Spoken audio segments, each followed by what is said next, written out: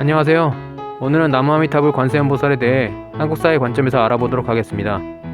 한국사에서 불교는 단순한 종교로서의 역할만이 아닌 그 이상의 역할을 해왔습니다. 지배층이 백성 지배의 정당성을 확보하기 위해 활용하며 중앙집권과 전제왕권 강화를 위해 사용하였고, 외세가 침략해왔을 때는 호국불교로 활용되면서 한국사에 있어서 불교는 존재감을 과시해왔습니다. 그럼 본론으로 들어가 보도록 하겠습니다. 나무아미타불 관세음보살을 이해하기 위해서는 두 명의 유명한 승려들을 알아봐야 합니다.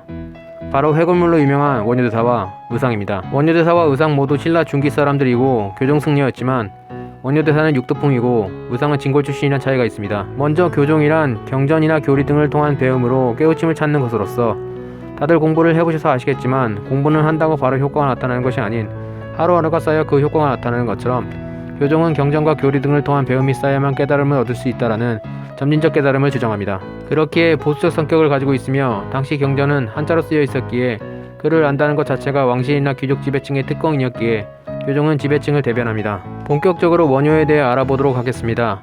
우리가 흔히 알고 있는 해골물 이야기는 원효 역시 교종 승려였기에 당나라로 경전을 공부하러 유학을 떠났으나 유학을 가던 도중 잠시 머물렀던 곳에서 밤의 캄캄한 어둠 속에서 물인 줄 알고 마셨던 것이 아침에 일어나 보니 해골물이라 알고 나서 변하는 자신의 반응을 목격한 후 깨달음은 적성에만 존재하는 것이 아닌 순간순간 어느 곳에서나 깨달음을 얻을 수 있다는 사실을 마주한 원효는 당나라 유학길을 포기한다는 이야기입니다. 그 이후 원효가 행했던 많은 일들 중에 하나로 불교 대중화 작업이 진행하였습니다.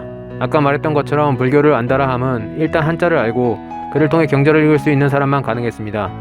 그러나 대다수의 백성들은 한자를 알지 못하였기에 원효는 아미타 신앙이라 하여 나무아미타불을 외치는 것만으로도 사후의 극락세계에 다다를 수 있다라고 주장하며 그를 모르는 백성들에게 불교를 전파시킬 목적이었습니다. 그 이후 의상 역시 불교 대중화 작업을 하는데 원효의 아미타 신앙을 수용하고 거기에 관음 신앙이라 하여 관세음보살을 외치는 것으로 현세의 복을 누릴 수 있다고 주장합니다.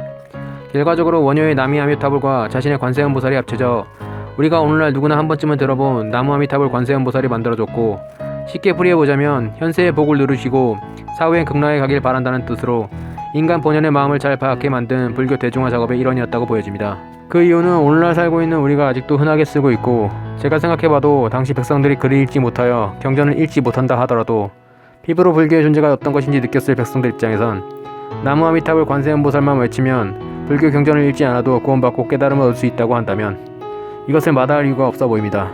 오늘은 최대한 간단히 나무아미타불 관세음보살이 어떻게 만들어지게 되었는지 알아보았습니다.